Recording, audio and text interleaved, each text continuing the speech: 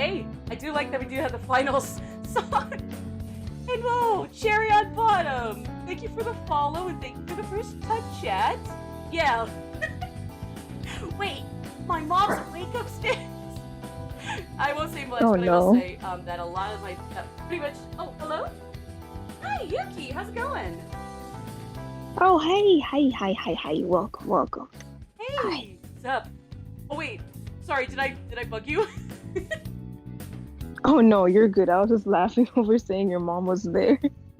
Yeah, we'll pretend Sherry on Bottom's my mom, I guess. Definitely just call him out get him on the spot. Whoever Cherry is, I am so sorry.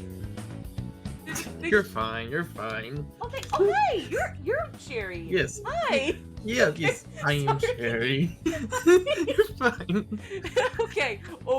Then hey, yeah, we can pretend you're mom. Hi, mom. Glad you're up here when you were sleeping in clearly. Yes. Hello. Speaking of which, I'm in the bottom floor of the house, so more likely than not, I'm not gonna wake him. So don't worry, guys. I'm not that mean or that loud. Gotcha. Yeah, but otherwise, I think we can get started here shortly. Gotta make sure the text is prepared though before I start up pigdude stream. Okay, Twitch is good. Hi, Queen Shiroto on Twitch. Good to see you guys. Hello everybody on Discord in advance. I think all that being said, if everyone sans myself, pigdude, and I think Yuki as a mod, if everybody except us three, aside from pigdude, Yuki, and myself, if everybody else could get themselves muted so that way we don't, I don't know, like listen in on you talking with your IRL folks, awesome. We'd hate to ruin your privacy on accident like that. Excuse me, still warming up, but hey, it's a good day to be streaming. What can I say? So I'm just gonna make sure I have a way to swap between the Discord chat and the Twitch chat. Okay. All right. Actually, let me also. I think, are we ready to get going? I'm all good. Okay, alright. Big Dude's good. I think I'm okay. I'm just gonna go full screen into his stream on Discord, and from there, I gotta use my phone to hop between Twitch chat and Discord chat. Yuki, you golden? Yes, awesome. I am. Awesome. I guess it could be your call if you wanted to mute unless you needed to get some vocal input, or if you wanted to keep unmuted and, I don't know, kind of be the audience voice in case, but yeah. The audience voice, as representation. Yeah, exactly. We gotta get mods in here. I mean, there's a reason cons in physical cons that you fly to yonder Boston or San Francisco for have security. It's like that, but it's the mods. Hard timing is both mods and security. I live in the real world, I swear, guys. I'm an actual human being. I know how the real world works, I swear. It's okay. Sorry, I'm a little hyper excited, but hey, how's everybody doing in advance so far? Now that we're, I guess, kind of really getting into the role for real. Okay. Let's see. Yeah.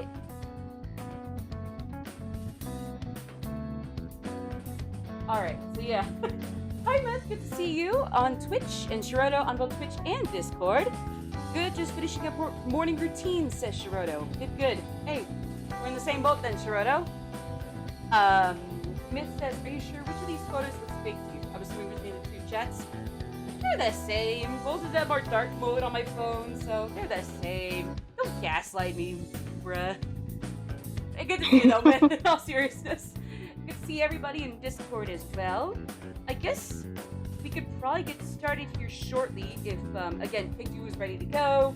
Everybody except myself, E, and Yuki, just needs to mute on Discord, Twitch. Just chill like normal. They'll be fine. Alright. Yeah. I use dark mode to avoid hurting my eyes. No, Shiroto, I agree with that very much. Otherwise, alright, I think we're settled. You guys settled? I'm settled. Let's do this. Yeah. Let's go. Only thing is, I need to figure out, it might just be on my end again. Is there a way we can slightly turn down the music again? But just a hair, just a hair.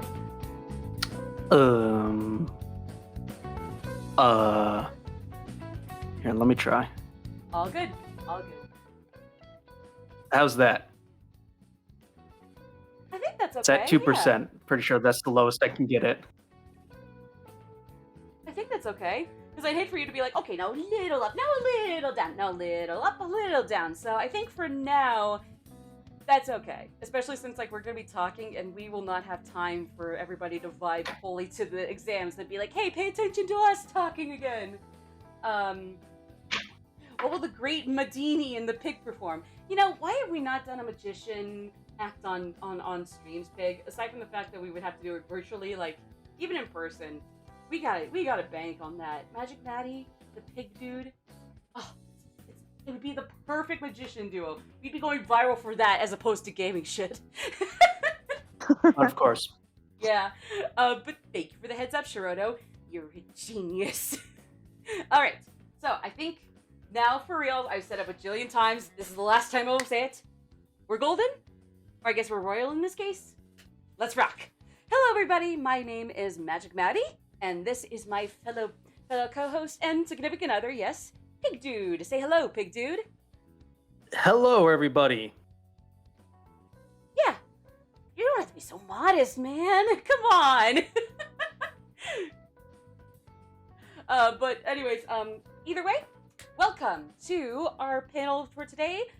First one of PersonaCon 2023, which has been, at this point, a 3 years in a row, borderline tradition for us in the early summer. But we're glad to be back with our first panel being a look on Persona 5 the animation and kind of reworking it for Royal and Strikers. Big Dude, if you want to go to the next slide, so we can kind of get y'all into what the bread and butter is going to be while it's getting on its way. Sorry, I did not mean to bump my mic. Alrighty, so what will this panel be about? Well, first, let's talk about Persona 5 the animation and what it did wrong, but also some of the things that it did right. And while those are few and far between, I assure you there are a couple of things that it actually did pretty well. Then we will talk about reworking the animation in some sort of Persona 5 Royal the animation. And this will segue into a Persona 5 Strikers, the animation, which is, of course, also hypothetical. None of us work at Atlas. I wish. And then, as we go along, yeah, it would be cool if we did, but, you know, someday. Persona 5 Team would not be the only spin-off, let me just say that. Yes, yeah. But as we go along, please feel free to send any messages, both on Maddie's Twitch and on the PersonaCon Discord server. We will be sure to cover those, any thoughts, opinions about what we say, or just any funnies you might have. And of course, we will conclude with a Q&A as is appropriate. So if you have any thoughts about what we say, then go ahead and share then.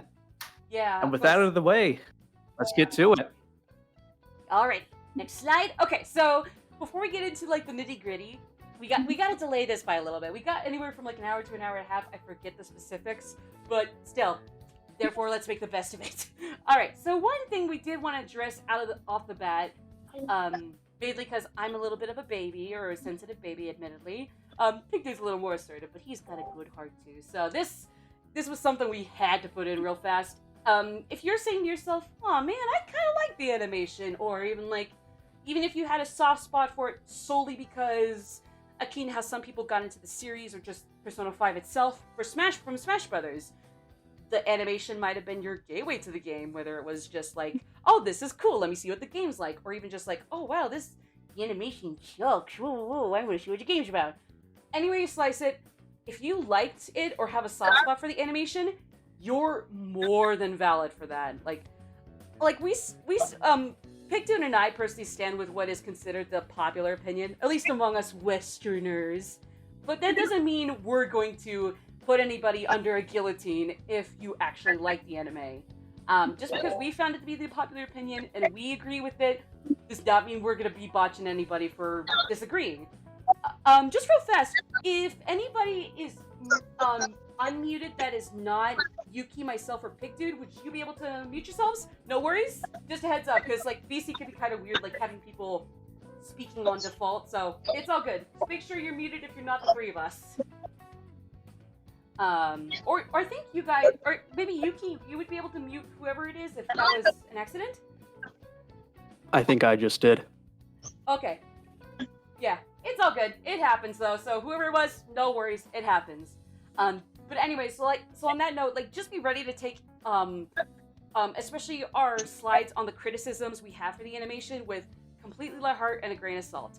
It's nothing personal if we side with the popular opinion, and honestly, don't be afraid to stick to your opinion that it was actually good or you just liked it. You're totally okay, believe me. Pigdude, if you wanted to address the other thing, which is basically kind of goes into us wanting to be hired by Atlas, please, please. I also want to work at Nintendo, but Atlas would be a great second. Yeah, so if any of this were to hypothetically happen, and, you know, Persona 5 Royal or Strikers anime were to come up, you know, it's not a guarantee that it would be any good. It is, you know, Atlas has a pretty messy track record when it comes to anime adaptations. So, for example, the Persona 4 anime is generally considered pretty good, whereas Persona 4 Golden, the anime, is generally considered pretty bad. So, if these were to happen, it's not on us that they be good or bad. It is on whoever Atlas gets to do it. Anyways, adaptations as a whole. Yes. Adaptations as a whole, you know, have been up and down in years, in the you know, prior years. I mean, the peak of game adaptations was the first Mortal Kombat movie for a long time. Oh shoot! Hold on. The old one, the '90s one, and, you know, adaptations just never worked out. But in recent years, of course, movie adaptations have grown a relatively better. Of course, we got the Mario movie this year, which a lot of people liked, myself included. We got Detective Pikachu, and of course, the Sonic movies, which have garnered a lot of praise. Mm-hmm. So, and it is kind of the same with anime, is that video games and Japanese video games tend to get anime adaptations if they are popular enough. So like Danganronpa, the blue, wait, no, what is it called? That fighting game one? Grand Blue, yeah. Because like for yes, them, Grand Blue, yes, that's the one. Yeah, so, and, you know, those could be hit or miss as well, just like the Persona 5 anime. So, of course, just keep all of this in mind as we go and talk about what we would like to see from the anime. Yeah, and not to mention another thing I will add, as you might see below, is that there's a difference between adapting, you know, Mario to different movies, especially when the oldest one was what definitely started up the idea of the video game movie curse. But then compared to now, like, as long as you have the right head going into it and the right stuff going into it, adapting Mario or Sonic to the theaters as a movie or live action movie even, that is doable. Whereas Persona and Pokemon, there are definitely a lot of tweaks you have to make to have it fit into one medium or the other. There's a reason that a Persona anime or manga series, especially side story ones, are generally expected or anticipated, if not just absolutely perfect off the bat, and are safe bets to be of really good quality. But then a live action movie of Persona, not necessarily be confused with the stage musicals, for example, which are pretty good in themselves. There's actually a panel about it that's going to happen later today. Should be really good if you want to check that out. More so live action movies, especially those made overseas, that would definitely be a lot less of a safe bet to expect to be good, you know? And then, like, even Pokemon, like, a live-action movie that was just Pokemon in general, or tried to adapt the anime or Ash Ketchum's arc in general. Speaking of which, R.I.P. Ash Ketchum screen time. That probably wouldn't be doable, so that's why they had Detective Pikachu, and that was a really cute movie. So that being said, hopefully that kind of gives you an idea of our thoughts on adaptations as a whole, especially when we got another panel later this week about that. That being said, big dude, next slide. So, looking... Are you doing this or am I doing this? I think I'm doing it. Yeah, you might as well hit it up. Just give us that overview. Okay. Give us the... Just so we're all in the same boat of, like, what came out and what is considered part of that animation umbrella. Alrighty, well, so, like Maddie said, let's talk about the actual animation that came out. So, it was produced by Cloverworks, formerly known as A1 Pictures, which is currently under the Sony of Japan's Aniplex firm. In 2016, before Persona 5 officially came out, there was the Daybreakers OVA, which was to promote the launch of the game. And this followed Joker, who actually is nameless in the OVA, Skull, Morgana, or Mona. I keep saying Morgana instead of Mona. To be fair, that's Wonder the thing why. with him and Sophia. Panther.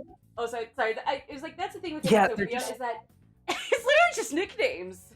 Like, you couldn't, like, honestly, I would rather Sophia be called Marshmallow. I'd honestly rather that than Sophie. I'm gonna say it. Anyways, continue.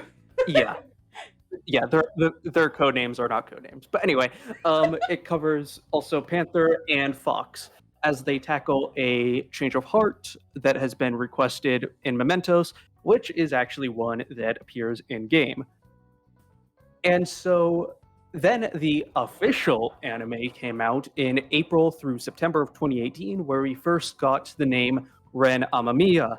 And so, of course, that whole name debate is still going on today.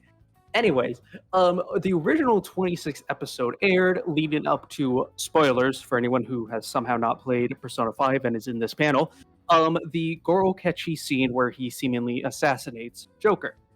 And the anime actually ended on this, kind of like as if you got the bad ending. However, in December through to March, 2 special episodes were made that concluded the original Persona 5 story. And then in May 2019, the OVA Proof of Justice came out, which occurs after Shido's heart has changed, but before Election Day, where Ren tries to uncover a mystery behind a message from Akechi, who we will also talk about in a bit, their relationship in the anime. But that being said, I will say off the bat... Yeah, she does. But... No, it's nothing bad. I will say, one thing that is actually going on in Discord, talking about Ren Amamiya as opposed to Akira Kurusu, because honestly, I guess I personally just find Ren Amamiya easier to adjust to, mainly because it's like, oh, that's the real canonical name for him. But I'm not gonna lie, Akira Kurusu is not a name I'm gonna scoff at. Technically, it is canon, just canon through the manga adaptation. And like, even if it doesn't have the same profound meaning as Ren Amamiya, I do think Akira Kurusu as like basically, it's kind of a synonym for Dawnbreakers or Daybreakers, like the best OVA of the series. I mean, honestly, it still rolls off the tongue nicely, so I guess honestly it's a win-win. It does. It really does. I love it so much. Yeah, basically, yeah. Just, I might as well throw my opinion in here. While I do prefer Akira Kurusu as a name, I think Ren Amamiya is considered more canon because of just how many things it has appeared in, including the dancing games, which of course we could argue all day if those are not canon or not. So that's kind of what I think. But anyways, moving on, in June... Oh, sorry. I was just going to say, it's Discord. Sorry, my bad. I did not realize that you actually preferred Akira. Hey, I love it. I love it. Yeah. Agree to disagree? I dig it. This is why we're significant others. We can be nerds that agree with anything and everything, but then also have like the most underwhelming yet very civil, therefore, disagreements.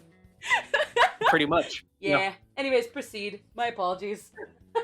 In June 2019, an OVA of A Magical Valentine's Day was released, and this follows Ren through a first-person perspective for the most part, on several dates, which each of the girls in Persona 5, ending with a night spent with Ryuji, a passionate night, mind you, and then it concludes with the infamous harem confrontation scene, which I don't know a single person who likes that scene, but I will add as soon as you finish up the last point.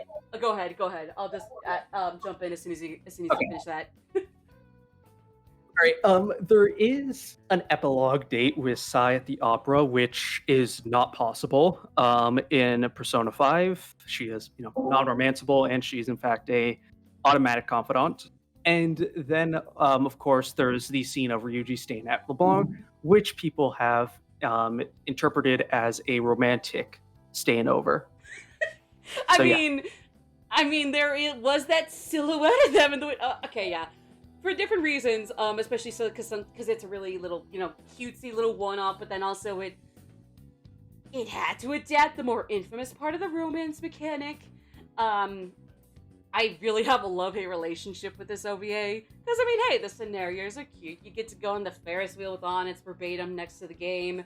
You get to go to some fancy, I don't know, freaking 5-star holiday hotel pool with Hifumi. And then, of course, the Ryuji thing.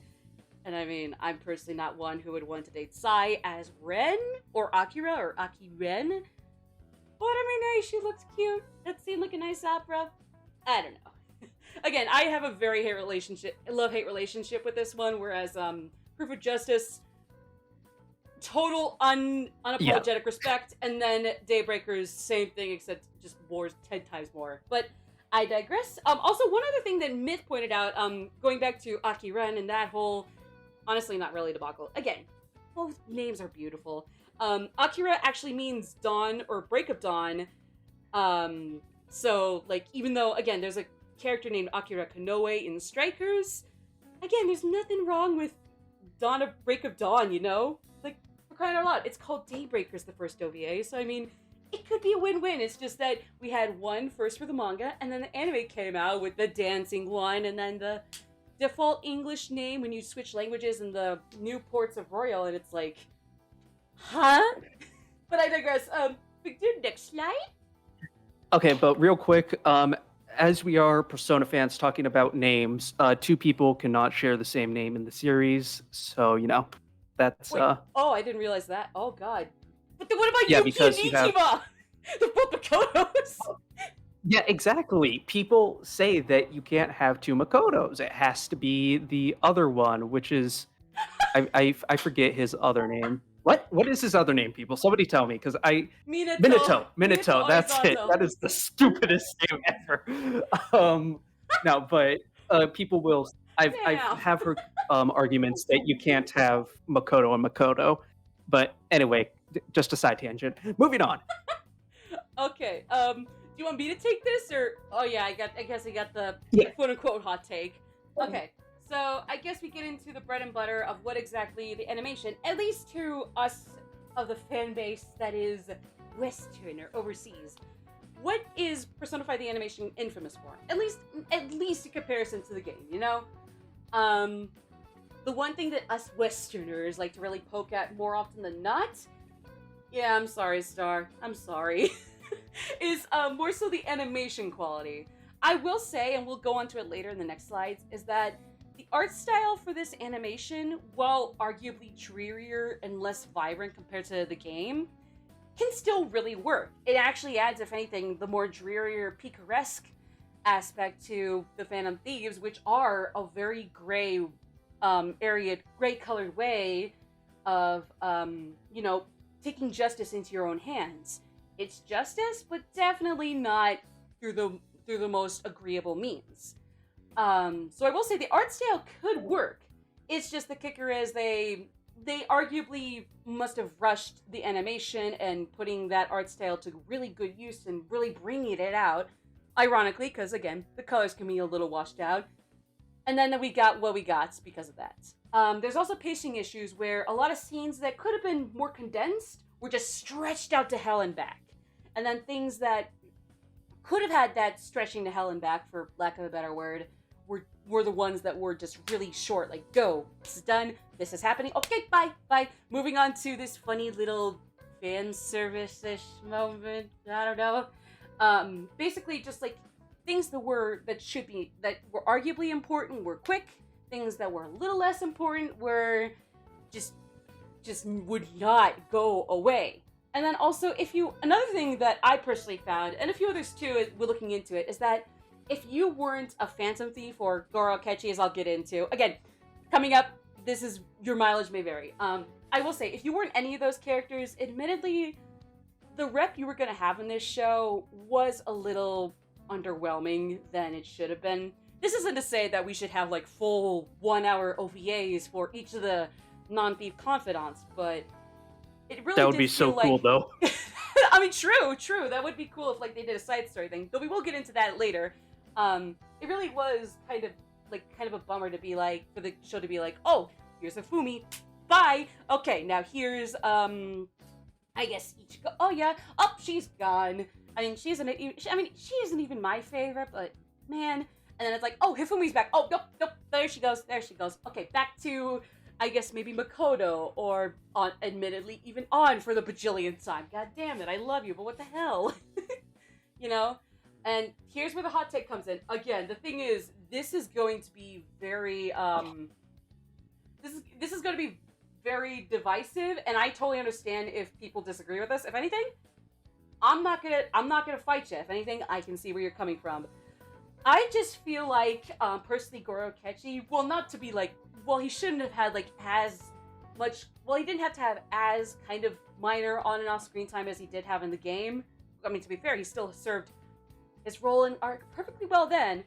I do think he appeared a bit too much in the anime. Not just in the series, but, in the series, he would just have, these cameos that I personally felt were just, really, okay? Is this a threat to us, the viewers' personal safety? That Goro Akechi appearing in this car and driving yonder off for whatever reason is gonna end up in our walls shooting us with a shotgun in the head? You know? Again, this isn't to say that, he needed to have his screen time severely condensed. I just feel like, especially with Proof of Justice, is, a really good, tribute and love letter to him as a character. And of course, the fans who really rally around, the really tragic, I guess, corruption he stands for, or he represents, and just the way him and Joker have these different circumstances. Yet one ends up very much in the shadows, but still, going down a better path that helps society, and the other having such a horrible, past life, and having a really. And, ending up with a really good sense of justice, albeit then to a fault when, Shido things happen, things turn south, especially when Proof of Justice is really a love letter to the fans and people who like him and enjoy that relationship with him and Joker, whether platonically or, just what it was in the canon, or arguably, even if it's not my thing, but I respect it, even romantically, if that's your thing. I do feel like Goro Akechi's screen time in the actual series was really, really drawn out. Again, I do not completely stand by this. I do not demand Goro Akechi to disappear. This is just my take on it. Just but yeah, next slide. I think. I refuse to go to the next slide without giving my own thoughts. Okay, you're on. Yeah. You're on. Fire away. Okay. Go ahead. So I got my hands up. Right, so just to let you know, I have been an Akechi fan since Vanilla P5. However, I do not ship them. So I'm just letting you guys know, I think their bond is a lot deeper than romantic, but that's a talk for another day. Anyways, so what I feel Persona 5 the anime did was they took a character that you are forced to confidant, and they made him an actual character rather than just moving the plot ahead. because what I've noticed is that Persona 5 Royal takes a couple things from the anime and uses it in their game because it helped actually create a more solid bond between the two. Huh. And so, for example, in the anime, the two have, they play chess together, and that is like a big connection to them. And in the in Persona 5 Royal, Akechi throws his glove at Joker. And of course, if you go to the jazz bar when you're saying your goodbyes in Royal, you'll find that the Akechi is still blah, blah, blah, blah, that his glove is still in Joker's jacket pocket. So yeah, that is kind of my thoughts about it. Honestly, I will say I started saying in chat just like listening in, like, I honestly did not think of that, you know? Well, damn, your mileage may vastly vary, everybody, myself included. Huh. Go to the next slide. I actually actually got my brain we'll continue on. No, that's actually good. I appreciate it then. Okay, so I gotta take this first one because again, I'm a sucker for these two, especially the first one. Though again, good POV on Proof of Justice, but I need to chill. I need to relax. Whew. I can think about it more after the panel. Okay, so like again, P5A might not have been an passionate indie project, but there were still people behind the animation studio that, again, even if we could say all we want about it, and we wouldn't be necessarily wrong, but there were some things that those people behind the show did correctly, if not a few occurrences, as we'll talk about, where they actually got some stuff right, if not arguably better than the game. And I know that's saying a lot, but bear with us. So first of all, as we were talking about, Daybreakers and Proof of Justice. Those two, despite being more so slightly detached OVAs, especially the former, those two are really good. Like, really, really good animations. The thing is, the first one, Daybreakers, was just a promotional OVA for the game, when the anime must have been, like, in, like, early development, you know? And like, all they did was just animate flesh out a side story or a momentous request that was actually in the game. And mind you, it didn't even have Makoto or Kaneshiro, because that's actually when that whole burglary ring side quest happens in the game. So they didn't even have what would become the most popular character of the games, arguably next to, like, you know, Akechi and Joker, but still, like, one of the more popular ones. But even then, despite all that, they had time to fairly more or less flesh out these 5 Phantom Thieves thus far. We had an interesting mystery behind the whole side quest where maybe it could have been, maybe it was obvious, maybe not, who was who and who the Phantom Thieves would go for in the end. God damn it, it was still, like, portrayed so beautifully. And of course, the animation was actually top tier in that OVA. The climactic battle has some animation that's, like, way too good for a promotional, like, get ready to see this and more in Persona 5 coming July 2016 or 17 if you're in the West. And then, of course, we went over Proof of Justice. Just a really good love letter to the character and his fans, you know? So, I guess, pigdude, I'll hand the rest of this to you since you're the brainiac. But I'll let it go. I'm getting excited. Alrighty. I feel like I had something I wanted to say about Daybreakers and Proof of Justice, but I think you covered all that. So, oh man, no, it's cool. With the anime itself, something that it does do pretty well is that it does focus on certain character scenes.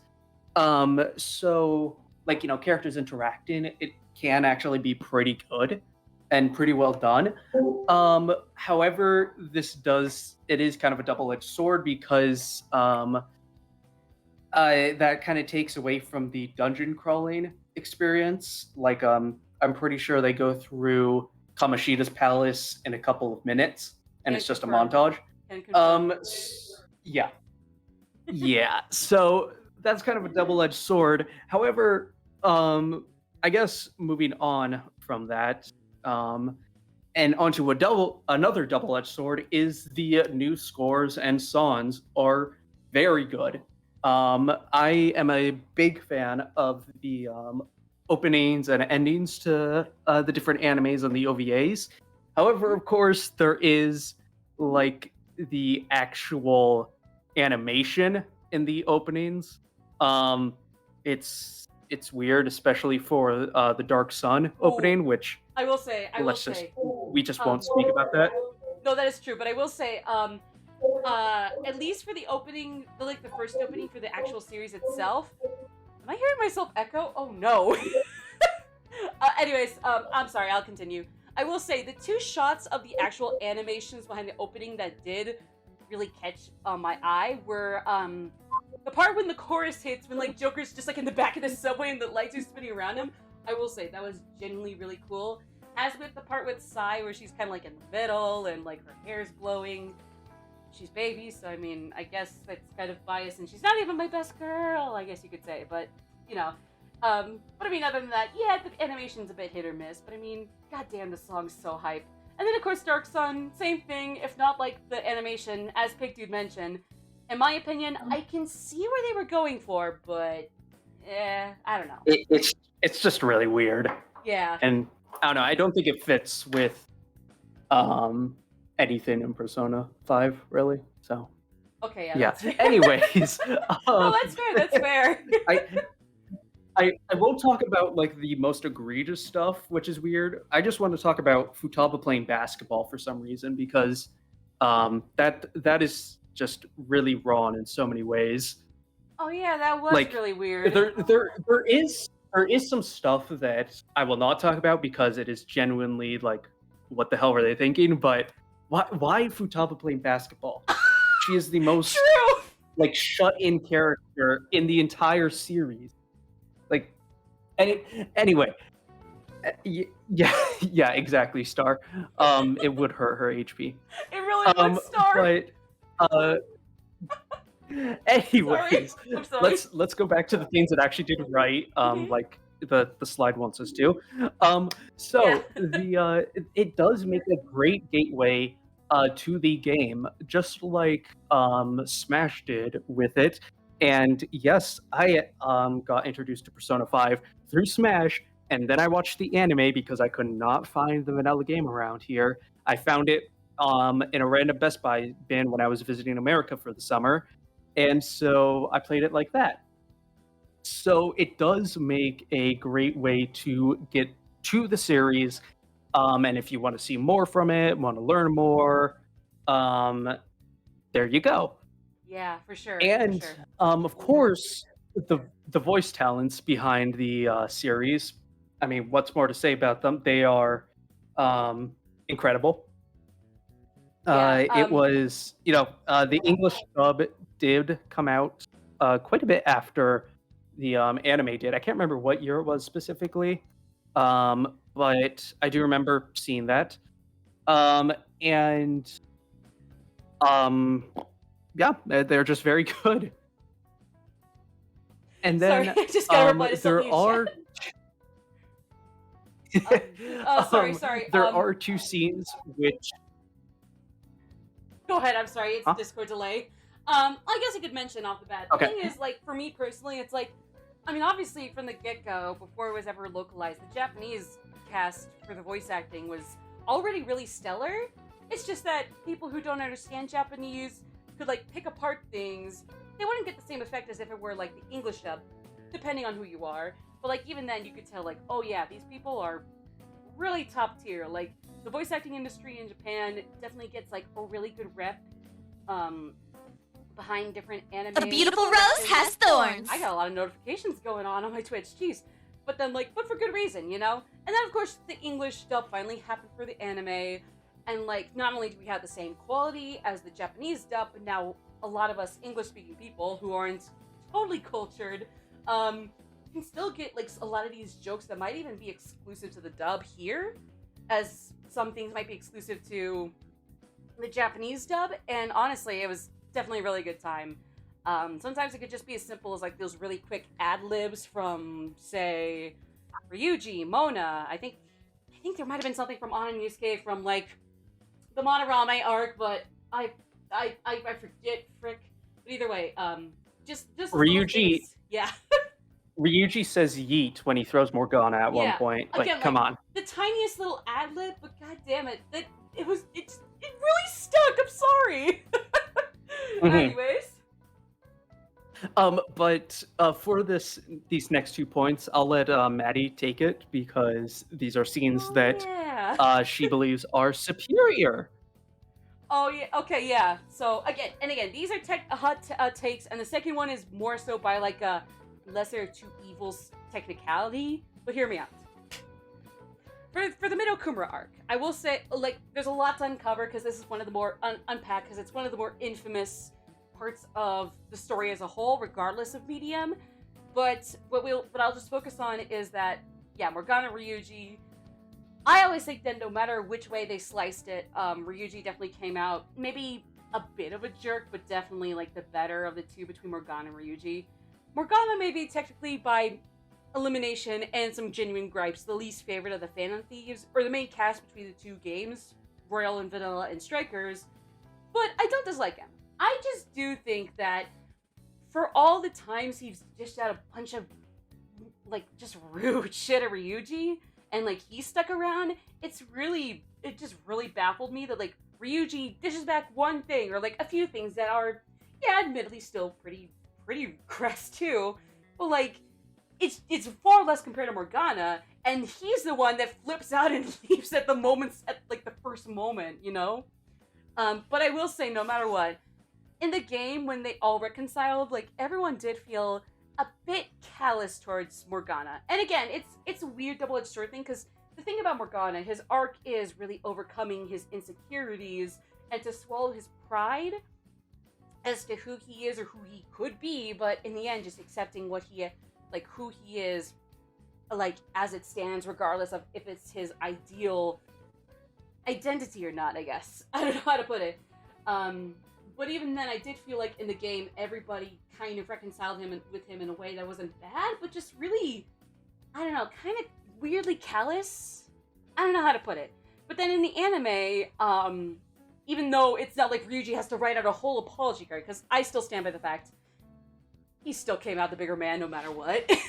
But even I did always appreciate that even then in the anime he still ended up being like an actual bigger person, and you know didn't have just like a few quips to him and he's magically all good with everybody. But instead it's like, hey, you know what? Hey, we got off on the wrong foot back that night, Morgana, and you know what? I messed up or effed up. And you know what? You're a friend, so we don't want you to leave. And I do think that was definitely handled way better than it was in the game. See, guys, the boy's mature. He swears a lot, except for fuck. He does a lot of silly things. Apparently, he farts in this one Persona Q2 comic, which definitely had me questioning my life choices of my favorites for a hot second. But, god damn it, he's a good boy! Anyways, and then, of course, we get to another infamous scene, which is after Shido's defeated, then the ship's sinking. We got this son of a gun down, especially when it seems like he's the big bad behind everything, seemingly. But, oh no, now everybody's gonna die. Oh no, Ryuji's gonna save us. Actually, oh yes, that's great. Oh no, now he not only did he save us, but he sacrificed his life for us. Oh no, we're in the real world.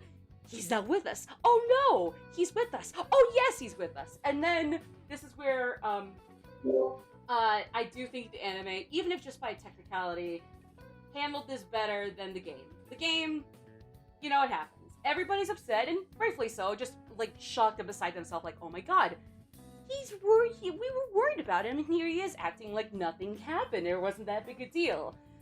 I personally think that the ideal scene would be that like they flip out at first, but then like, you know, it gets like this really cute, like wholesome little group hug, like, oh my god, you dumbass, but thank you, we love you, but god damn it, fuck you. Imagine if like the whole cast can say F, but not Ryuji, and he's supposed to be the vulgar one. Honestly, that would be really good if Atlas clarified that, and that was exactly how the dynamic was. Everybody can say fuck except the vulgar boy. Anyways, But even if it wasn't that ideal scene that I make up off the top of my head, at least the anime just like goes halfway through with that. Like they freak out, but it's not like the game where they beat him to a pulp, you know? But again, it's really only by a technicality. It's still not ideal, but it actually got a laugh out of me compared to the game. And I mean, the game almost had me until that point, and then it's like, what? Anyways, Morgana, hey dude, Jesus Christ. Next slide. Don't ask me why I mixed you with Morgana. Okay, so we talked about the anime. We've kind of wrapped up our thoughts on it. So, how do we apply what we've talked about and maybe some other stuff to Persona 5 Royal the animation? Big dude, all yours. All right. So first of all, I think that if they were to do it, they should go with a more vibrant animation. As I put in the Discord chat, and just basically from looking at any still, you can see that it does look a bit dreary. People in the Discord chat said it looked like London, which very true.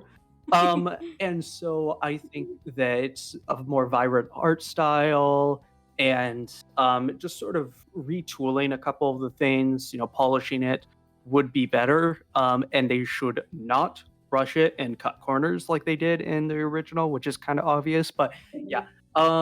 Anyways, they should balance old and new scores, from the game, and create new stuff for the anime itself. They should kind of. This one is a bit difficult because it would depend on how long the anime is, for how long they want the main story versus side content. Yeah. So, confidants are a big part of Persona, so they should get their due. But at the same time, how do you balance that out when you are trying to pack a 100-hour game, 110 hours if we're going Royal, into, a 26-episode anime, not counting OVAs. So that is something that would need to be addressed. Yeah. And now, these are things that are dependent on a person,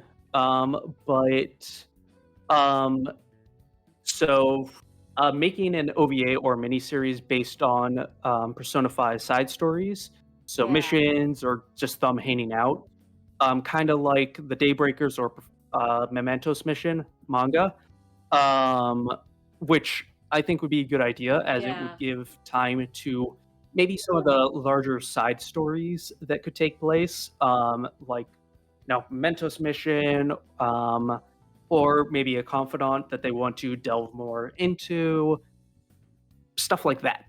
All of that would be a good way to flesh it out a bit more.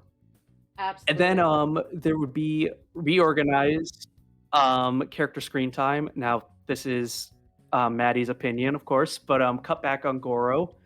Again, it's very your mileage may vary. He is. And yeah, I definitely got a new perspective to keep in mind. But yeah, sorry. And then you should have Sumi's screen time. Of course, she is a new character. She's a confidant. She's a phantom thief. You got to make her, likable and put her there enough to have the audience make a connection with her. So you would have to find time for that. As well, I think it would be pretty interesting if they expanded a bit more on the Phantom Thief's time with Maruki. Because I feel like they did do a good job of adding more, depth to the characters with them going to Maruki, but I feel like that could have been played out a bit more, and I would have liked to see that.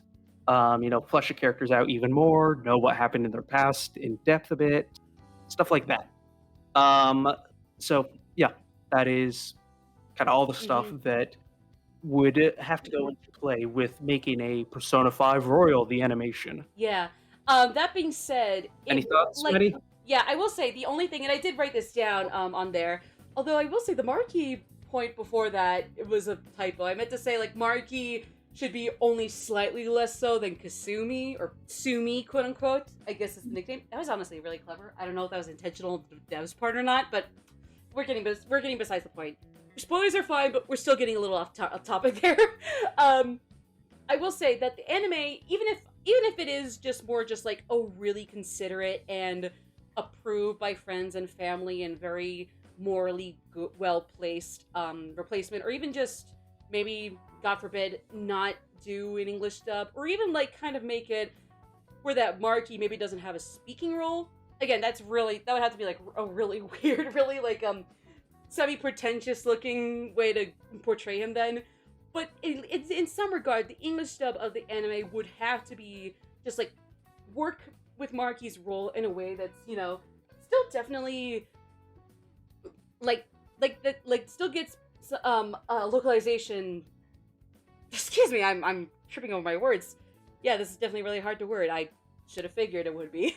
Like, again, even if it is like a very considerate, on like approved by family, friends, and what Mr. Kometsu would say if he were still with us today, the anime would definitely have to be considerate of the voice role. Again, if they just do a well-approved replacement or takeover for that role by somebody Kometsu would have been close with and would fit Maruki's role decently, or some other way of working around it.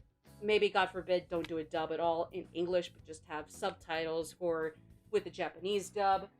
But just definitely work around it in a way that's still respectful in light of Mr. Kometsu unfortunately not being here with us. Because I know he was a really swell dude, and like I'm sure like if he were here, perhaps he would say like make sure in his own way, as most of his friends would know him better. Make sure like it's tasteful and, you know, like is on par with Billy Kometsu, but doesn't like, I don't know, doesn't feel callous. I don't know. Again, damn it, of course is the one I really misarticulate. But yeah, it would definitely be one where they would have to be like, however they go about it, they just gotta really be considerate of how they would do an English dub, just because Billy Kometsu really brought this vibe to Maruki in the English dub that honestly would take a lot of studying to really recreate and do justice to. But yeah, no, sorry, of course that's the one I misarticulate constantly for like a few minutes. I'm sorry there, guys. Sorry, pigdude. Next slide. All right. Yeah, go ahead. Just to continue on with the what should be in it. Again, they should add a couple extra scenes for Sumi. And again, just so that the of course the I'm ants the could one with get some more time with her. Of course I'm the one with the wacky take. Yeah, and then Maddie, if you want to go ahead and Oh, I gotta reiterate my wacky take. Darn it. Okay. Well, yeah, okay, and this isn't to say that, like, oh, now just completely reboot the story of Royal. No, but I do think it would be interesting and would definitely kind of prove an extra rebuttal against the arguments. Not an invalid one, but not, like, complete fact of, like, adaptations of games being pointless, would be to maybe, like, kind of revise and, like, borderline overhaul a lot of storylines, or how, certain plot points go about sooner or later. I think it would be interesting, if not by like a whole lot, so that way like the entire thing is changed and not for the better.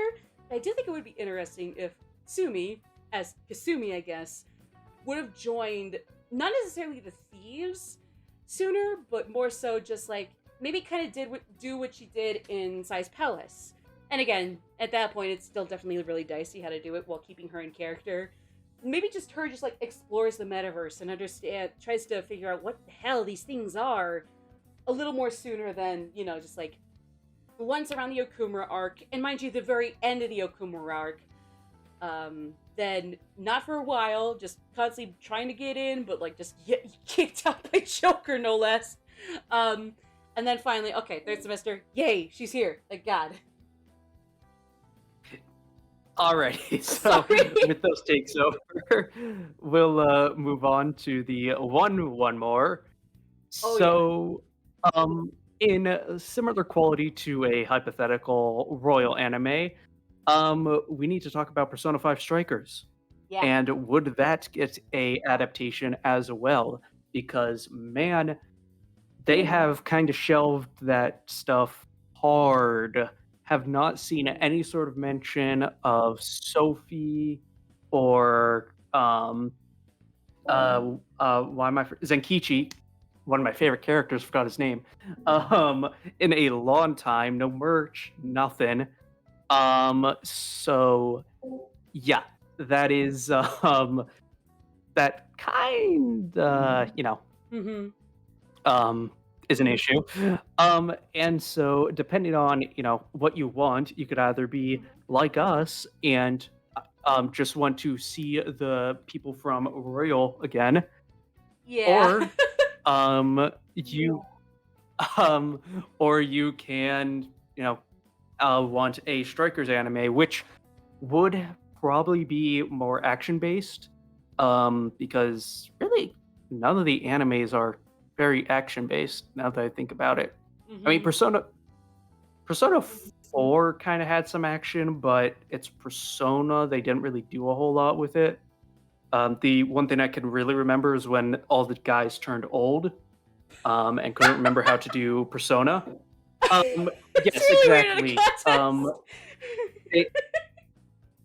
They, Sorry. they didn't have the budget for it, so they just couldn't. So with the Strikers, you would kind of have to have a budget because that game is, of course, very action orientated. Um, Yeah. so yeah, Yeah. I can't really mouth much more to that. yeah, Yeah, definitely make sure you got the budget for that, because we don't need a repeat of the original animation if we are gonna critique it that much.